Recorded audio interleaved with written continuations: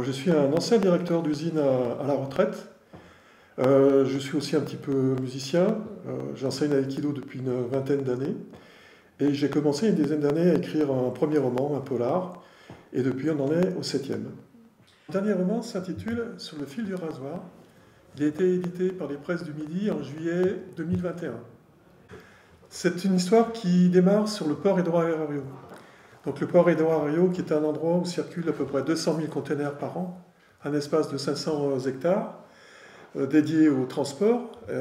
Et j'ai imaginé que sur cette zone-là, au milieu de l'ensemble du trafic de conteneurs, pouvaient se situer d'autres types de trafic un peu moins sympathiques, on va dire, pilotés par des gens tout aussi moins sympathiques. Et pour faire en sorte que ces trafics puissent perdurer, qu'il fallait qu'il y ait un certain nombre de complicités à différents niveaux dans l'establishment lyonnais.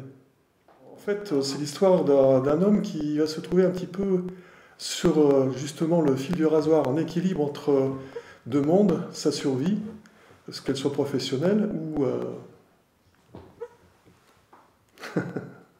on imagine la suite.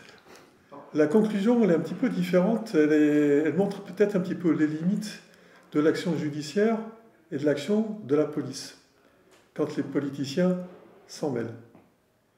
Le mot de la fin sur cet ouvrage, j'espère pouvoir le présenter bientôt, malgré le Covid, en librairie ou sur des salons du livre. Bon, on sait qu'en ce moment c'est un petit peu difficile, mais on espère qu'avec la reprise et la situation pandémique qui a l'air d'évoluer, qu'on aura peut-être un peu plus de facilité pour pouvoir défendre nos ouvrages. Alors Bonnier, c'est un personnage qui a été créé par Jacques Brouillas en 1979 et auquel il a invité petit à petit d'autres auteurs à participer aux aventures. Donc j'ai eu le bonheur et l'avantage d'être invité par Jacques Brouillas à participer à cette aventure. Et dans les deux derniers ouvrages que j'ai commis, il y a celui-ci, donc Bonnier boit son petit lait au castelet, qui m'a été inspiré, comme le titre l'indiquait, par le village du Castelet qui se trouve dans le Midi, au-dessus de la Méditerranée. Et j'ai imaginé que dans l'église de ce village pouvaient se passer des choses tout à fait étranges, liées un petit peu à la façon dont on voit parfois les histoires de famille dans le Midi. On peut imaginer que celle-ci perdure par-delà les générations sans que plus personne ne sache vraiment quelle en est la source. Alors je suis allé plusieurs fois au Castelet, j'y vais pratiquement tous les ans, parce que c'est un endroit de notre Midi que j'apprécie particulièrement, dans une zone qui se situe, on va dire, entre La Ciotat et Sanary. Il y a des choses magnifiques à voir, des choses magnifiques à goûter aussi, au passage.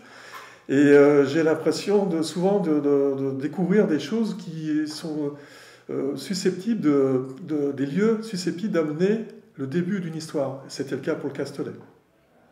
Donc le tout dernier, c'est celui-ci, qui s'intitule Bonnier, échec et maths, que j'ai créé entre les deux confinements, un petit peu histoire de ramener sur la façon dont la pandémie a été un petit peu gérée, et en la comparant un petit peu à la façon dont j'ai vécu un petit peu ma vie professionnelle et à la façon dont parfois on peut amener les gens à accepter des choses qui sont complètement inacceptables.